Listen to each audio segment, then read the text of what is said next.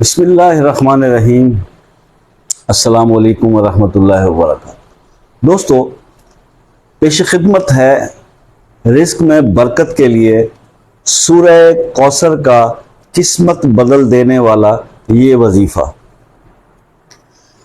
सूरह कौसर पे बेशुमार वज़ाइफ पहले मैं भी बना चुका हूँ और बहुत सारे यूट्यूबर्स पे यहाँ पे यूट्यूब के ऊपर यूट्यूबर्स ने बनाई हैं वीडियो। बहुत बड़े बड़े नाम हैं, बहुत बड़े बड़े पीर हजरात ने और बड़े बड़े शयूख ने ये वीडियोज़ इस पर बनाई है। नो डाउट कि सूरह कौसर का वजीफ़ा जो है वो बड़ा प्रैक्टिकली बहुत हिट करता है, रिस्क के मामलात को बहुत ज़बरदस्त है। और इसमें सिर्फ और सिर्फ जो मैं ये भी मेरा एक कहना है या मेरा मानना है कि सूरह कौसर, क्योंकि आप इसको देख लें इसकी तरतीब को, बिस्मिल्लाहिर्रहमानिर्रहीम, इन्ना आतैनाकल कौसर फसल्लि लिरब्बिक वनहर इन्ना शानिअक हुवल अब्तर। अलिफ से स्टार्ट होता है, आतशी मिजाज है आयत का, तो ऐसे लोगों को शूट करेगा जिनके नाम अलिफ से स्टार्ट होते हैं, हे से स्टार्ट होते हैं, मीम से स्टार्ट होते हैं, फे से स्टार्ट होते हैं। मजीद जो तफसील कोई पूछना चाहे तो कमेंट में मुझसे पूछ सकता है। उसके बाद इसके फिर अब अफादियत और वजीफे के करने के तरीके के ऊपर मैं आ जाता हूँ। इंतहाई आसान अमल है, इंतहाई सादा अमल है, सिंपल है। इसके लिए कोई आपको ज़्यादा टाइम कंज्यूम करने की ज़रूरत नहीं है। अपनी रूटीन के जो आप वज़ाइफ जो भी चीज़ें करते हैं, इबादत करते हैं, ज़िक्र करते हैं, इस्तग़फ़ार करते हैं, दुरूद शरीफ पढ़ते हैं, उनके साथ एक छोटा सा ये अमल जो है ये आपने अटैच कर लेना है। और इसको अटैच करने के बाद जो इसके समरात आप देखेंगे, कैलकुलेट करेंगे, तो फिर वो आप मुझसे ज़रूर शेयर कीजिएगा। सूरह कौसर का ये जो अमल है, इसमें थोड़ा सा एक मैं ज़रूर ये कहना चाहूँगा कि जनाब एक एक्सपीरियंस शेयर कर रहा हूँ अपने एक दोस्त का, एक भाई का। वैसे तो बेशुमार कमेंट्स वीडियोस पे ही मौजूद हैं जिनमें बहुत सारी बहनों और भाइयों ने ये बताया कि उनके काम जो है वो, जब से मैंने चैनल बनाया, कई लोगों के काम जो है वो वज़ाइफ और अमलियात के मिजाज के मुताबिक वजीफ़ा करने से होने शुरू हो गए। एक भाई का मुझे कमेंट आया कि उन्होंने कहा जी कि मैं 11 दिन से आपका वजीफ़ा कर रहा हूँ, लेकिन उनसे मेरी नेगोशिएशन नहीं हुई थी, जस्ट उन्होंने सुना और अपने नाम से मिलता हुआ उन्होंने करना शुरू कर दिया। 11 दिन तक उनको कोई रिजल्ट नहीं मिले, तो उनका एक शिकवा कमेंट मैंने पढ़ा, फिर मैंने उनसे कॉल पे बात की, तो बात ये सामने आई कि जनाब वो अरसा 6-7 माह से 8 माह से रिस्क के मसाइल से दो चार हैं।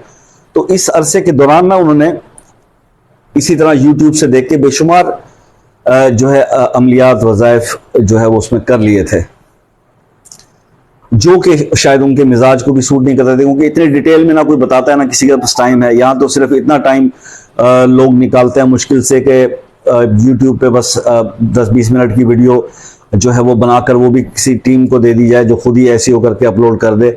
और कमेंट्स के लिए भी लोगों ने लोग रखे होते हैं, और वो भी अगर कर दें कमेंट का जवाब तो उनकी मेहरबानी है, ना करें तो कोई उस पर ज़बरदस्ती नहीं। आप मतलब क्या क्या किसी को कह सकते हैं।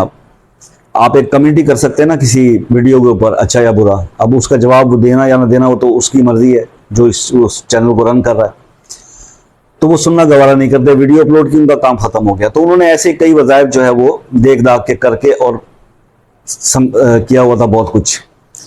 जब मैंने टेलीफोनिकली उनसे बात की और उनका हिसाब किताब लगाया तो पता चला कि बहुत सारा काम ख़राब हो चुका उनके ऐसे अमलियात करने से जो उन्हें नहीं करने चाहिए थे, या जो उन्होंने किए तो उसमें कोई परहेज़ नहीं था, कोई उसकी एहतियात नहीं बताई गई थी, बस उन्होंने धड़ाधड़ परफॉर्म कर लिया था। बात करके हमें तो अंदाज़ा हो जाता है, जिस तरह डॉक्टर आपकी नब्ज़ देख के बता देते हैं तो वो अंदाज़ा हो जाता है कि ये बंदा जो है वो किस परेशानी का शिकार है।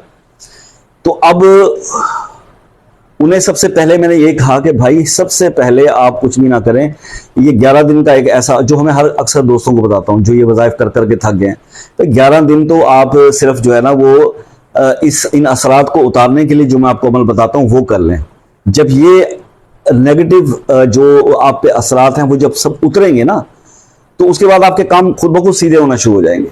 और उसके बाद अगर ज़रूरत पड़ी भी तो देन मैं आपको कोई वजीफ़ा आपके नाम से कोई बेहतर बताऊंगा, कोई इसमें आज़म निकाल के, वो आपके लिए वर्क करेगा और आपके तमाम मसाइल जो है अल्लाह के हुक्म से हल हो जाएंगे। ये तो थी एक समझाने वाली बात, क्योंकि अगर मैं साथ साथ ये चीज़ें एक्सप्लेन ना करूं तो फिर मसले मसाइल हो जाएंगे। इंटरेक्शन का मतलब ही अपने डेली के जो सब्सक्राइबर्स हैं, जो डेली मेरी वीडियोस देखते हैं, उनके साथ एक रब्त बना हुआ है, एक सिलसिला बना हुआ है। तो मैं उनको समझाना मेरा हक है, वो उसके लिए मैं 8 से 10 मिनट लग जाते हैं वीडियो में। खैर, अब ये बात मैंने उनको समझा दी, वो सेटिस्फाइड हो गए। उन्होंने कहा ठीक है शाह साहब, मैं ऐसे ही करूंगा जैसे आप कहेंगे। यही चाहिए होता है कि आप उसको ऐसे एज इट इज करें जैसे हम आपको कह रहे हैं।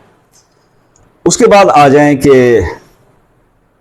एक और एक्सपेक्ट होता है, एक और इसका पहलू जो है वो ये होता है कि वज़ाइफ आप करते हैं, अमल आप करते हैं, लेकिन आपको जब भी कहा जाता है ना कि यार ये इसके का कुछ सदका खैरात भी कर दिया करें, वहां पे आके हम मार खा जाते हैं। कुछ गुंजाइश नहीं होती, कुछ सोचा जाता है कि बस पढ़ तो रहे हैं अब, या देना दिलाना क्या अल्लाह के नाम पे। कुछ भी ना बन पड़े ना यार, तो कुछ प्यासों को पानी पिला दिया करो। सबसे बड़ा सदका ये है कि अगर आपके दरवाजे के ऊपर कोई 2-4 लोग आ जाते हैं ना बेल देख के, तो सबसे पहले उन्हें पानी पूछ लिया करो। ये भी सदका है। इतना तो आप कर ही सकते हैं ना। फिर देखें कि आपके अमाल के अंदर कितना असर आता है, आप वज़ाइफ जो पढ़ते हैं उसमें असर कितना आता है। तो ये एक समझाने की बात थी। अब आ जाते हैं इस अमल और इस वजीफे की तरफ। हुजूर, बहुत आसान सा काम है। सूरह कौसर, इसको आपने पढ़ना है नमाज असर के बाद। नमाज असर का जब आप सलाम फेरेंगे, उसी वक्त ही आपने सबसे पहले औज़ु बिल्लाहि मिनश शैतानिर रजीम पढ़ना है एक बार, फिर बिस्मिल्लाहिर रहमानिर रहीम पढ़ना है एक बार। जब औज़ु बिल्लाह और बिस्मिल्लाह आप पढ़ लेंगे, बारिशें भी हो गई लेकिन गर्मी ने हमारी जान नहीं छोड़ी। तो जब औज़ु बिल्लाह और बिस्मिल्लाह पढ़ लेंगे तो 7 बार आप दुरूद इब्राहिमी पढ़ लें, वहीं बैठे बैठे नमाज सलाम फेरा ना दुआ से पहले, तो आपने 7 बार दुरूद इब्राहिमी पढ़ लेना। औज़ु बिल्लाहि मिनश शैतानिर रजीम, बिस्मिल्लाहिर रहमानिर रहीम, 7 बार दुरूद इब्राहिमी पढ़ लेना है। उसके बाद आप अपने सीने पे हाथ रखेंगे और सीने पे हाथ रख के आपने 21 बार 21 टाइम्स 21 बार आपने सूरह कौसर की तिलावत करनी है, सीने पे हाथ रख के कर ली। उसके बाद आप फिर से वही 7 बार दुरूद इब्राहिमी पढ़ लेंगे और अपने सीने पे दम कर लीजिएगा। बस ये एक अमल करना है आपने। ये अमल आप स्टार्ट कर दें, 11 दिन तो करें, 21 दिन कर लें। इससे ज्यादा टाइम नहीं लगेगा आपके वक्त, आपके जो इर्द गिर्द का माहौल चेंज होने में और आपके हालात बदलने में।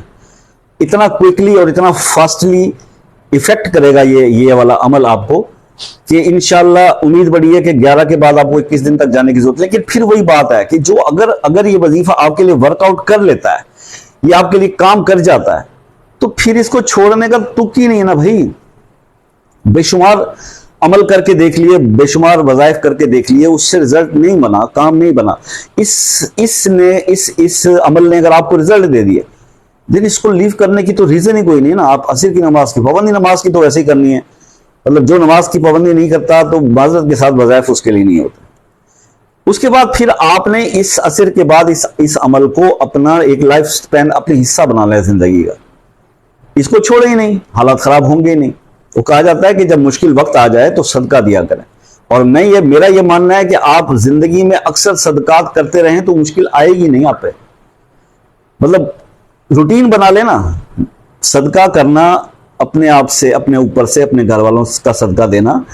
अगर ये रूटीन मैटर हो हर महीने का तो परेशानियां आएंगी नहीं। हमारा मसला ही यही है कि जब परेशानी आ जाती है देन हमें याद आता है कि सदकात करने, वो भी किसी बाबे ने बताया होता है, बाबा जी ने, कि जनाब आप सदकात करें। तो फिर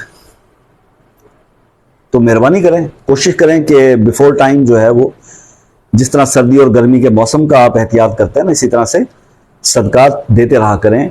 इससे परेशानियां आती ही नहीं बंदे पे। अल्लाह ताला आपको आपके मकसद में कामयाब फरमाए। और मेरे लिए बस ये कि दुआओं की दरख्वास्त है। मिलते हैं नेक्स्ट वीडियो में, तब तक के लिए इजाज़त दीजिए। अल्लाह हाफिज़।